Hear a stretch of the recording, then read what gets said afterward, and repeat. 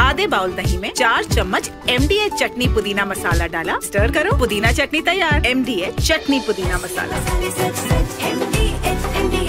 आधे बाउल दही में 4 चम्मच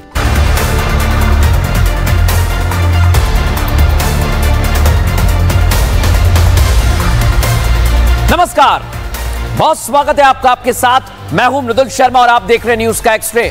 आज आपको बताऊंगा कुछ घंटे सीज फायर के बचे हुए हैं, लेकिन इसे लेकर पाकिस्तान में कैसे हड़कंप मचा हुआ है, भारत में किस तरह की तैयारी है, गृह मंत्री अमित शाह ने आज जनता से क्या कहा है, आपको सुनवाने वाला हूं। इसके बाद आपको बताऊंगा पाकिस्तान में तबाही मची हुई है और उसका टेंडर निकला है मरम्मत का, और इधर ISI के जासूस को पकड़ा गया है।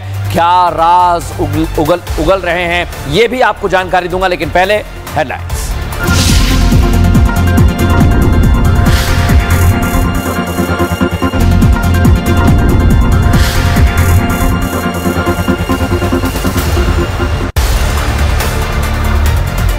दर्शकों, आज सबसे बड़ी खबर आपको दे रहा हूं। बस कुछ घंटे बचे हुए हैं सीज फायर के, इसके बाद सीज फायर खत्म हो जाएगा और सोचिए उसके बाद क्या होगा, आज आपको बताने वाला हूं। लेकिन आपको पता है दर्शकों, 10 मई की शाम भारत और पाकिस्तान के बीच में सीज फायर को लेकर सहमति बनी। 4 दिन का तनाव चल रहा था और एकाएक सीज फायर।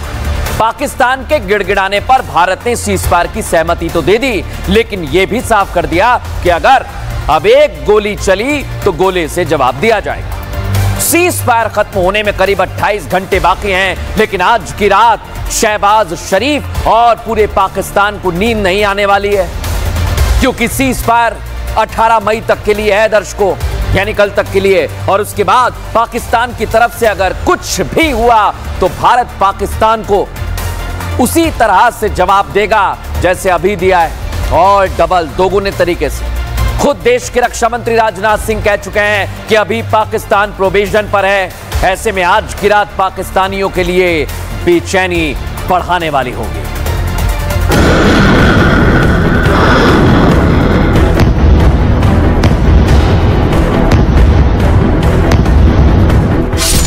आज की रात शहबाज को नींद नहीं आएगी, क्योंकि अब सिर्फ 28 घंटे का सीज फायर बाकी है। हमने पाकिस्तान को बिहेवियर के आधार पर अभी प्रोबेशन पर रखा हुआ है। मैं फिर से इसे दोहराना चाहता हूं, अभी भारत ने पाकिस्तान को प्रोबेशन पर रखा है। भारत का ऑपरेशन सिंदूर अभी खत्म नहीं हुआ। भारत ने सिर्फ अपनी सैन्य कार्रवाई को स्थगित किया है। अगर पाकिस्तान ने फिर से आतंकी गतिविधि या सैन्य दुस्साहस दिखाया तो हम उसका मुंह तोड़ जवाब देंगे। दुश्मन की रात करवटें बदलते गुजरने वाली है। पाकिस्तान की बिहेवियर में फिर से गड़बड़ी आती है तो उसको कड़े से कड़ा दंड दिया जाएगा। 18 मई के बाद शुरू हो जाएगा भारत पाक युद्ध। ऑपरेशन सिंदूर अभी खत्म नहीं हुआ है, वह सिर्फ एक ट्रेलर मात्र था। जब भी सही समय आएगा तो हम पूरी पिक्चर भी दुनिया को दिखाएंगे। भारत का ट्रेलर हिट रहा, पिक्चर सुपर हिट होगी। हमें दुश्मन को याद दिलाते रहना है, अगर मानवता पर हमला होता है, भारत युद्ध के मोर्चे पर दुश्मन को मिट्टी में मिलाना भी अच्छी तरह जानता है। मंगलवार आने वाला है, पाक में घबराहट है।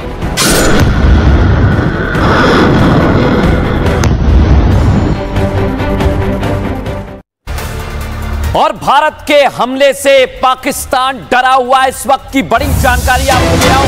अमित शाह ने कहा है जैश लश्कर के मुख्यालय हमने तबाह कर दिए थे और अब पाकिस्तान में खौफ है। भारत ने पाकिस्तान के एयरबेस को मिट्टी में मिला दिया था और गृह मंत्री अमित शाह ने आज कह दिया है कि हमने 100 किलोमीटर अंदर घुसकर पाकिस्तान में मारा है आतंकियों को, इसलिए पाकिस्तान में डर है। भारत ने पाकिस्तान में 9 आतंकी कैंप उड़ाए हैं, अभी कई सारे बाकी हैं। 15 लोकेशन पर हमला भी किया था। लेकिन कैसे गृह मंत्री अमित शाह ने आज दुनिया को संदेश दिया है, दर्शकों सुनवाता हूं आपको। मोदी जी ने जब से शपथ ली तब से 3 बड़े हमले हुए। मोदी जी ने हर हमले का जवाब इतनी मक्कमता से दिया है कि आज पूरी दुनिया आश्चर्यचकित होकर देख रही है और पाकिस्तान भयभीत होकर उसका अनुभव कर रहा है। पुलवामा में हमला हुआ, एयर स्ट्राइक कर चेतावनी दी गई, मगर ये सुधरे नहीं।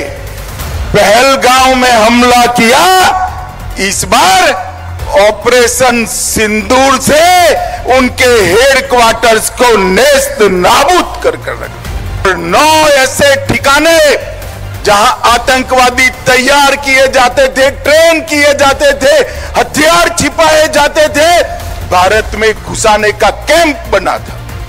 उसको ध्वस्त करने का काम भारत की वीर सेना ने किया। दर्शकों, आप सोच रहे होंगे कि आगे क्या होगा। इसके लिए 28 घंटे का इंतजार करना पड़ेगा दर्शकों। लेकिन दुश्मन को जब भारत मार रहा था, भारत ने जबरदस्त स्ट्राइक की थी, तब पता है आपको, पाकिस्तानी फौज नेतृत्व की कमी से जूझ रही थी, क्योंकि दुश्मन मुल्क के प्रधानमंत्री शहबाज शरीफ आराम फरमा रहे थे या छिपे हुए थे या फिर डर के मारे छिप गए थे, कहना मुश्किल है दर्शकों। सो रहे थे कुछ लोग तो कह रहे हैं, लेकिन मुझे लगता है कि कहीं छुप गए होंगे, क्योंकि उन्हें पता था कि अगर भारत एक्शन ले रहा है तो जबरदस्त एक्शन ले रहा है। और उनके पास एक और जानकारी आ गई होगी कि उनकी फौज में इस समय खलबली मची हुई है, वो परेशानी से जूझ रही है, क्योंकि उनकी ताकत नहीं है दर्शकों हमसे लड़ने की। और इसलिए मैं कह रहा हूं, आज शहबाज शरीफ परेशान थे। कुछ लोग कह रहे हैं कि वो आराम कर रहे थे, नहीं, वो परेशान थे दर्शकों, क्योंकि उन्हें पता है कि उनकी फौज इस समय भारत के सामने बौनी पड़ रही है। लेकिन उन्हें कोई फर्क नहीं था, यह महत्वपूर्ण बात है। उन्हें अपने फौजियों की, अपने देश की चिंता नहीं थी, और यह बात खुद शहबाज कबूल कर रहे हैं। लेकिन दर्शकों, आज आपको सबूत दिखाता हूं, क्योंकि जब भी हम एक्सरे करते हैं तो सबूत आपके सामने रखते हैं।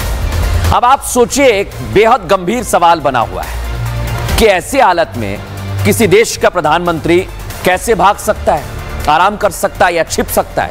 उसकी तस्वीर मैं आपको दिखाता हूं। देखिए, यह आपको दिख रहा है, पोस्ट छोड़कर पाकिस्तान के सैनिक भाग गए दर्शकों।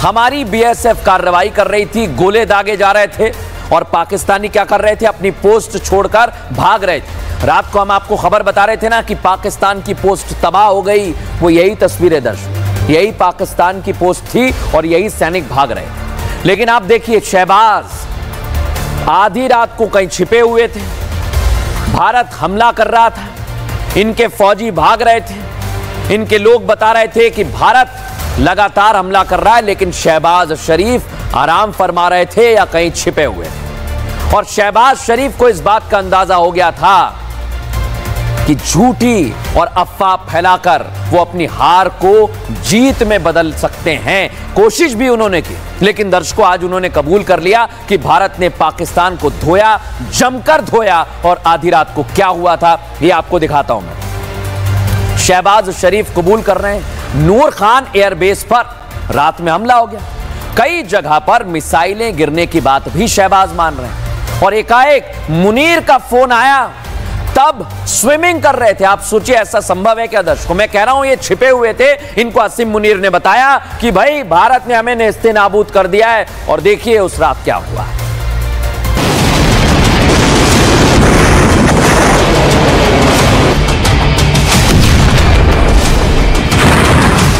भारत से तनाव के बीच पाकिस्तान के हुक्मरान सच को छिपाने के लिए झूठ की दीवार खड़ी कर रहे थे। पहले भारत के एयरबेस को नुकसान करने वाला झूठा प्रोपेगेंडा रचा, फिर भारत के हमले में कोई नुकसान न होने की झूठी कहानी गढ़ने लगे। इसके बाद भारत के फाइटर जेट्स को मार गिराने तक की लाइनें बोलने लगे।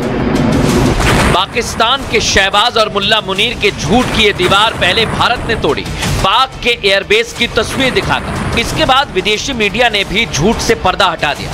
अपनी पोल खुलते देख थक हार कर आखिरकार शहबाज ने भी कबूल कर लिया कि भारत ने पाकिस्तान में तबाही मचाई।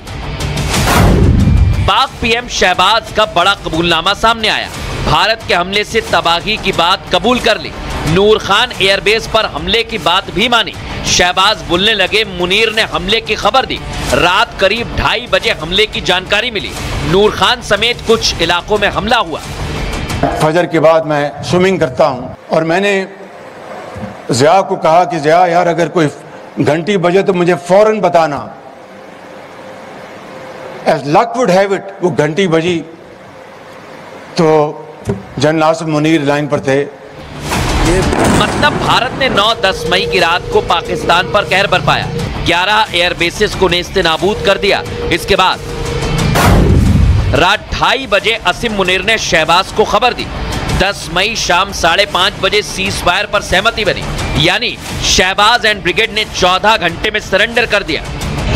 14 घंटे में सरेंडर करने वाले पाकिस्तान ने जो झूठ बोला उसे लेकर पाकिस्तान की आवाम ही अपनी सरकार को कोस रही है। पाकिस्तान में तो अब इस बात की भी डिबेट होने लगी है कि तनाव के बीच भारत के प्रधानमंत्री मोदी हर बात की जानकारी ले रहे थे, लेकिन शहबाज पूल में स्विमिंग कर रहे थे। पाकिस्तान पे बमबारी हो रही है, मोहतरम स्विमिंग फरमा रहे हैं। हमारे स्क्वाड्रन लीडर को शहीद किया, हमारे बाकी एयरमैन जो थे वहां बैठे हुए एयरबेस पे उनको शहीद किया गया, कई और जवान शहीद हुए। कुछ नहीं किया हमने, क्योंकि फजर के टाइम नहाते हुए शहबाज शरीफ ने कह दिया था कि जी बिस्मिल्लाह करें। उसके बाद भारत ईंट से ईंट बजा गया हमारी, हमने जवाब नहीं दिया, बस सीज फायर मान लिया। अंदाजा इसी बात से लगाया जा सकता है कि पाकिस्तान जल रहा था और शहबाज स्विमिंग पूल में मजे ले रहे थे। उसके बाद झूठ फैलाने के लिए हर कोशिश की, लेकिन उसका असली चेहरा दुनिया के साथ ही अपनी खुद की आवाम के सामने आ गया।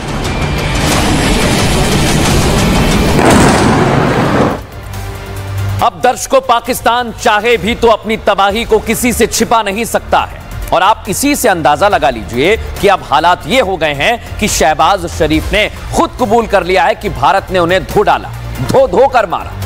यानी उसके एयरबेस से लेकर दूसरी जगह पर बेहद नुकसान हुआ है। और पाकिस्तान के साथ वही बात हो गई दर्शकों कि कंगाली में उनका आटा गीला हो गया।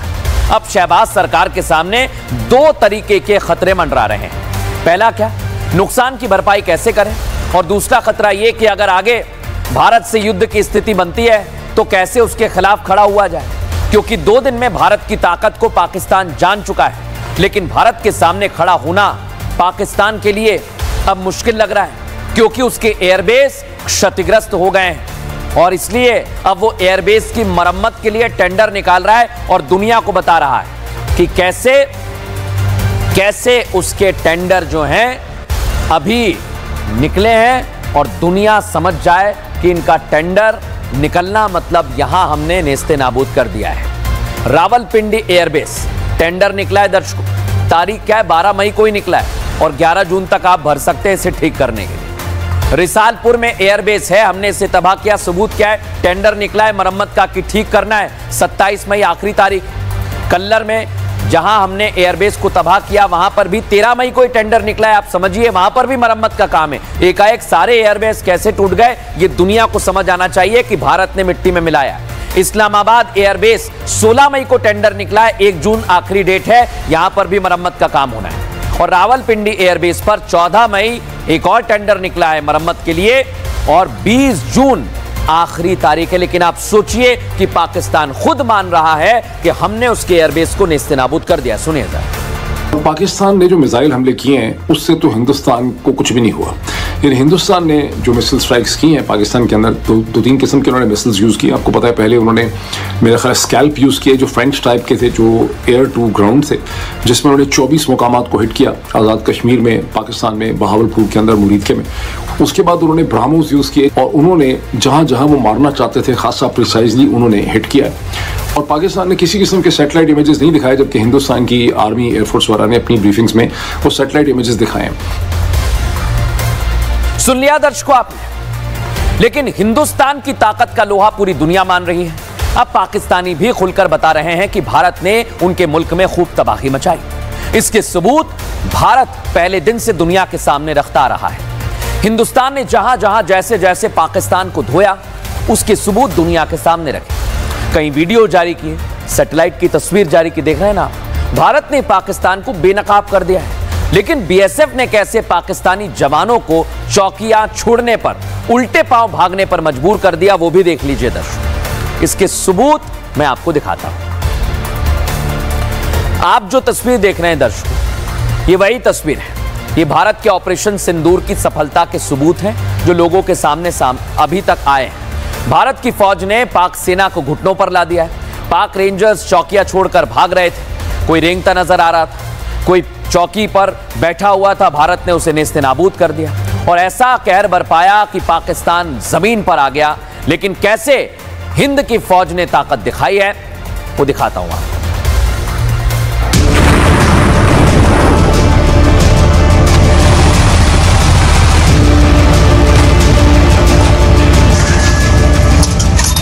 ये भारत के जवानों का चूक निशाना है।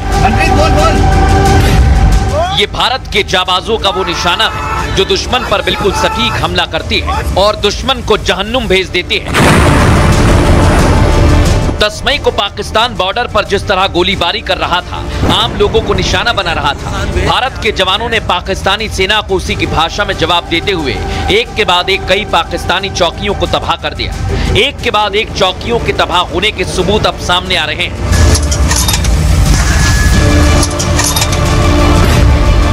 सांबा सेक्टर से बीएसएफ जवानों के बॉर्डर पर स्थित पाकिस्तानी चौकियों को कैसे मलबे में तब्दील कर दिया था, उसकी तस्वीर सामने आई है। वहीं बीएसएफ ने रॉकेट लॉन्चर से पाकिस्तानी छोटा चाक के डबल डेकर बंकर को उड़ा दिया था। भारत के सटीक निशाने और अटैकिंग मोड के बाद पाक रेंजर्स अपनी अपनी पोस्ट से भागते हुए दिखाई दिए। वीडियो में देखिए कैसे पाकिस्तानी रेंजर्स सियालकोट स्थित पोस्ट से भाग रहे हैं।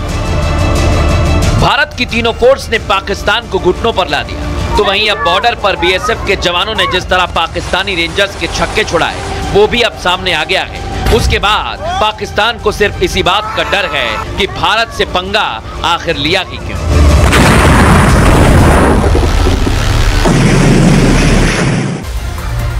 दर्शकों, एक बड़ी जानकारी इस समय मेरे पास आ रही है। जम्मू के अखनूर में पाकिस्तान मोर्टार डिफ्यूज किए गए। भारतीय सेना ने कई मोर्टार डिफ्यूज किए हैं। दर्शकों, बड़ी जानकारी हमारे पास है और ये आम लोगों पर पाकिस्तान की तरफ से बरसाए गए थे, वो हैं ये, और इन्हें एक एक करके डिफ्यूज कर दिया है। पाकिस्तान ने गोलीबारी की, फायरिंग की, लेकिन हमने उसे नेस्तनाबूद किया। और कैसे इसे डिफ्यूज किया गया है दर्शकों, देखिए आप, ये मोर्टार हैं, लेकिन भारत ने इन्हें आज डिफ्यूज करने में कामयाबी हासिल की है। जो पाकिस्तान से हैवी फायरिंग, जो मोर्टार आरटी के फायर हुए थे अखनूर सेक्टर में, आज 106 इंजीनियर जम्मू से टीम जो आई है हमारी भारतीय सेना, वो उन्हें डिस्प्यूट कर रही है। वो जो गांव में जो मोर्टार के शेल के जो गिरे थे इधर, और उन्हें आज हमारी इंडियन आर्मी, हमारी 106 इंजीनियर उन्हें मतलब ब्लास्ट किया उन्होंने। पाकिस्तान में बैठे आतंकियों के खिलाफ जो भारत की कार्रवाई जारी है दर्शकों, वही देश में बैठे गद्दारों की भी खोज कर रही है। लगातार एक्शन लिया जा रहा है। तस्वीर लेकर आइए जरा, जो रहते भारत में खाते भारत का है, उनकी तस्वीर मैं आपको दिखा रहा हूं दर्शकों। सोचिए आप, ये देश में रहकर पाकिस्तान के लिए जासूसी कर रही है महिला, देश के खिलाफ काम कर रही है। आप सुनेंगे, देखिए जरा YouTube पर कितने सब्सक्राइबर हैं इसके, 3.5 लाख से ज्यादा। और ये पाकिस्तान भी गई थी दर्शकों, आप सोचिए, और ये वहां पर किसी जाल में फंस गई, भारत आई, जासूसी करने लगी। पुलिस ने हरियाणा के हिसार से इसे अरेस्ट कर लिया है। इसका नाम ज्योति है दर्शकों, ज्योति मल्होत्रा, और बता रहे हैं कि बड़ी मशहूर है, ना जाने कौन देख रहा है इसे, लेकिन कई लोगों को इन्फ्लुएंस किया है। बता रहे हैं खुफिया जानकारी ये पाकिस्तान भेज रही थी दर्शकों, भारत का एक एक जगह पर पहुंची है और भारत की इंफॉर्मेशन इसने पहुंचाई है। ज्योति 2023 में पाकिस्तान भी जा चुकी है। सोचिए जरा आप, ये लोग कैसे हैं, ये कहीं भी हो सकते हैं, इनको पहचानना जरूरी है, विशेष तौर पर उन लोगों को जो YouTube का सहारा ले रहे हैं। और भारत में कैसे कार्रवाई की गई है वो आपको दिखा रहा हूं। व्हाट्सएप और टेलीग्राम के संपर्क में आई खुफिया जानकारी पाकिस्तान को भेज रही थी। ज्योति को 5 दिन की पुलिस रिमांड पर भेज दिया है, लेकिन एफआईआर में जो खुलासे हुए हैं दर्शकों वो चौंकाने वाले हैं और आपको बता देता हूं मैं क्या खुलासे हुए। हरियाणा की रहने वाली ज्योति मल्होत्रा, देखिए जो मैं आपको स्क्रीनशॉट दिखा रहा हूं ये पाकिस्तान गई थी, इसके वीडियोज हैं। 2023 में पाकिस्तान जाने के लिए वीजा अप्लाई किया। वीजा अप्लाई के लिए पाक हाई कमीशन दिल्ली में पहुंची और पाक हाई कमीशन में दानिश नाम के एक शख्स से इसकी मुलाकात हो गई। इसके बाद ज्योति 2 बार पाकिस्तान पहुंची दर्शकों, और पाक में दानिश के जानकार ने रुकने और घूमने की व्यवस्था की। बस इतना ही चाहिए था इन लोगों। दानिश के जानकार ने पाक इंटेलिजेंस के अधिकारियों से इसे मिलवाया है। भारत आने पर व्हाट्सएप, स्नैपचैट और टेलीग्राम के जरिए ये उनके संपर्क में बनी रही। दर्शकों, यही लोग गद्दार हैं हमारे देश में। सोशल मीडिया प्लेटफॉर्म के जरिए देश की गोपनीय सूचनाएं इसने पाकिस्तान में भेजी, लेकिन अब इसे गिरफ्तार कर लिया गया है। दर्शकों, डीएसपी कमलजीत जी क्या कह रही हैं इसे लेकर सुनवाता हूं। हमने एक इनपुट के आधार पर ज्योति रानी पुत्री हरीश कुमार आरओ अग्रसेन एक्सटेंशन हिसार को ऑफिशियल सीक्रेट एक्ट और 152 बीएनएस के अंतर्गत अरेस्ट किया है। इसके पास प्राप्त मोबाइल और लैपटॉप से हमें कुछ संदिग्ध सामग्री प्राप्त हुई है। इसको हमने 5 दिन की रिमांड पे लिया है, पूछताछ जारी है। यह लगातार पाकिस्तानी नागरिक के संपर्क में थी, उसके बारे में इससे पूछताछ की जाएगी। ये देश के गद्दार हैं दर्शकों, और इन्हें पाकिस्तान से प्यार हो गया है, इसलिए तो जानकारी दे रहे थे हमारी। लेकिन आपको बताता हूं दर्शकों, मैं आज हिसार की रहने वाली ज्योति मल्होत्रा, ट्रैवल विद जो नाम से इसने एक यूट्यूब पेज चलाया है। ट्रैवल विद जो के नाम से इंस्टा पेज भी है, और इंस्टाग्राम पर इसके 1.32 लाख फॉलोअर हैं। आप सोचिए, यूट्यूब पर इसकी संख्या 3.5 लाख से ज्यादा। ये आपको क्यों बता रहा हूं दर्शकों कि ऐसे लोग हैं जिन लोगों को इसने इन्फ्लुएंस किया है। लेकिन भारत में रहकर देश का नमक खाकर देश से ही गद्दारी करने वालों के खिलाफ कार्रवाई जारी है। ज्योति समेत कुल 6 पाकिस्तानी जासूसों को गिरफ्तार किया जा चुका है। पंजाब से हरियाणा तक पाकिस्तानी जासूसों पर बड़ी कार्रवाई की है और पुलिस इनसे पूछताछ कर रही है। दर्शकों, ये पता लगाने की कोशिश की जा रही है कि ये किस तरह की खुफिया जानकारियां पाकिस्तान तक पहुंचा चुके हैं। ये सब पता लगाया जा रहा है। इनमें एक है हरियाणा के कैराना का रहने वाला नोमान इलाही।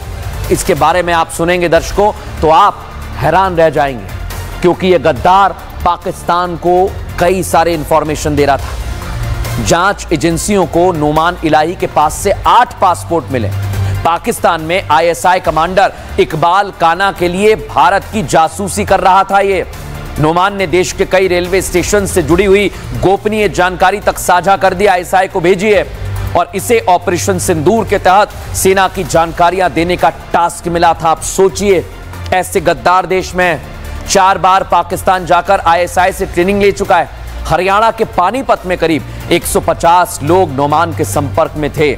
नोमान के संपर्क में आए कैराना के दर्जनों युवा हैं जो आईएसआई के लिए जासूसी कर रहे थे। अब इन पर कार्रवाई की जा रही है।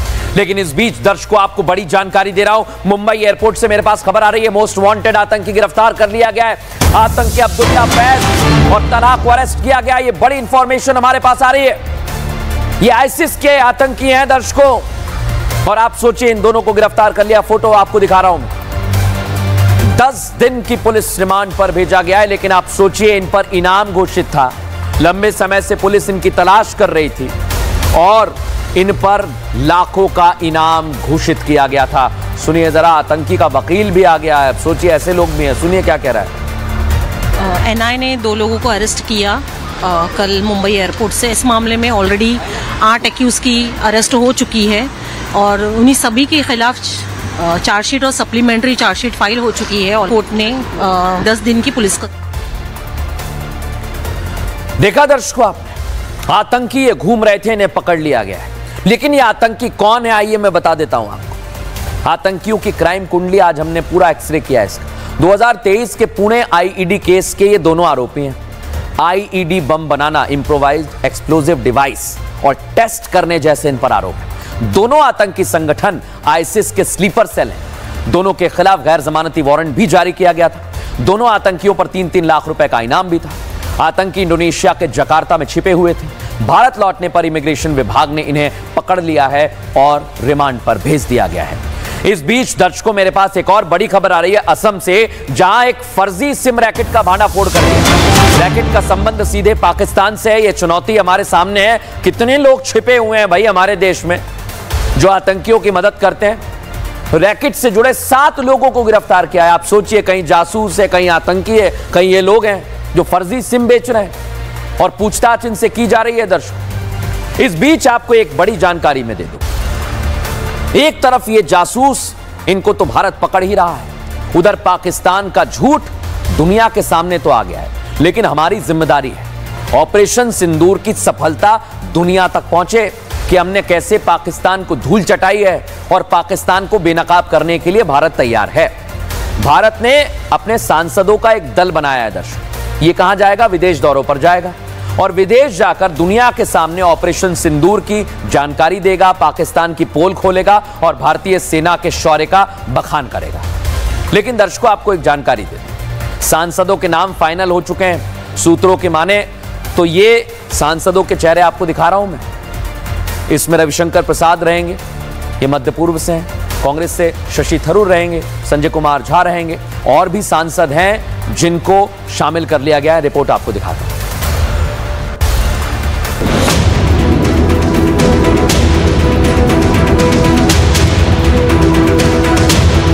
पाकिस्तान को घुटनों पर लाने के बाद अब भारत आतंकिस्तान को दुनिया भर में बेनकाब करने वाला है और इसके लिए भारत ने पूरी प्लानिंग भी कर ली है। केंद्र सरकार 22 मई से सांसदों के प्रतिनिधिमंडल को विदेश भेजने की तैयारी में है, जहां जाकर सांसद पाकिस्तान और आतंकवाद की सांठगांठ के सबूत देंगे तो ऑपरेशन सिंदूर के बारे में विस्तृत जानकारी देंगे।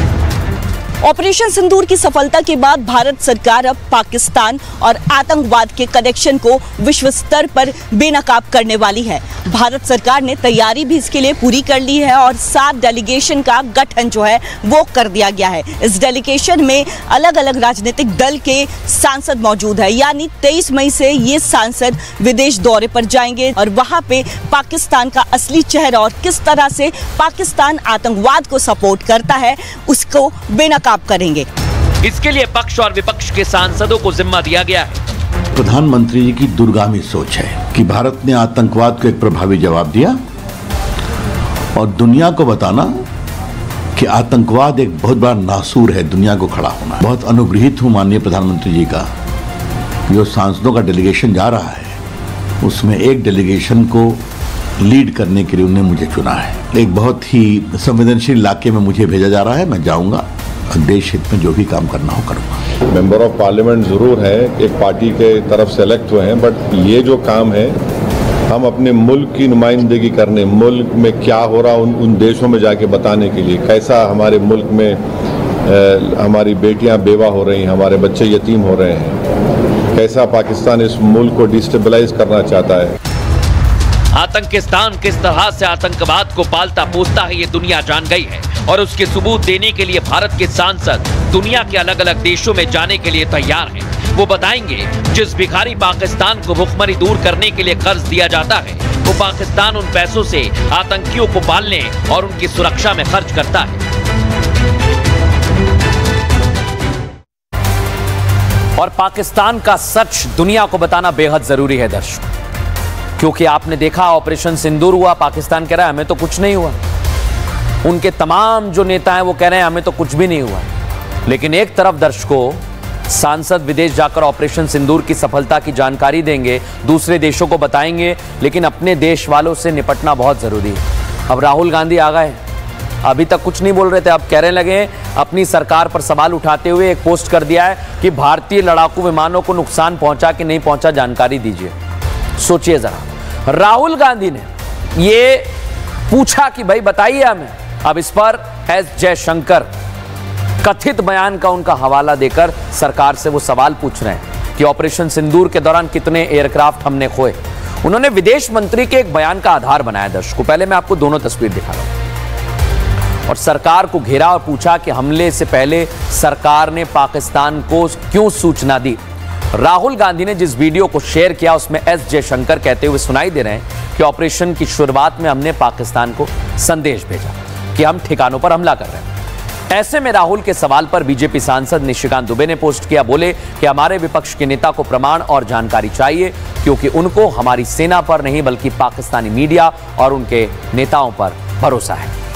लेकिन आपको बता दूं दर्शकों, राहुल के सवाल पर विदेश मंत्रालय की तरफ से जवाब आ गया है। पहले इन लोगों को जवाब देना जरूरी है। ऑपरेशन सिंदूर की शुरुआत से पहले पाक को हमने चेताया था।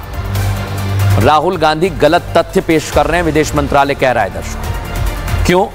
क्योंकि हमने कोई ये नहीं कहा कि भाई साहब हम इतनी रात को आएंगे और हमला कर देंगे, ऐसा कुछ भी नहीं हुआ है दर्शकों। कैसे विदेश मंत्रालय ने साफ किया है, जवाब दिया है।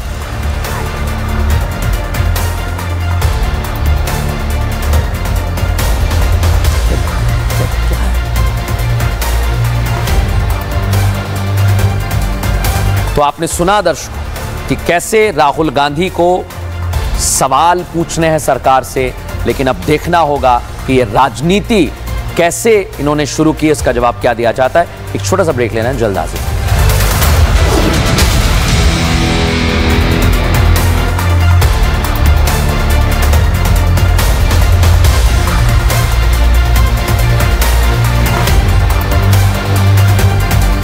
हेक्टाकर, माँ की मुस्कुराहट और खाने की सुगंध। MDH गरम मसाला, क्योंकि हर रिश्ता है स्वाद से जुड़ा।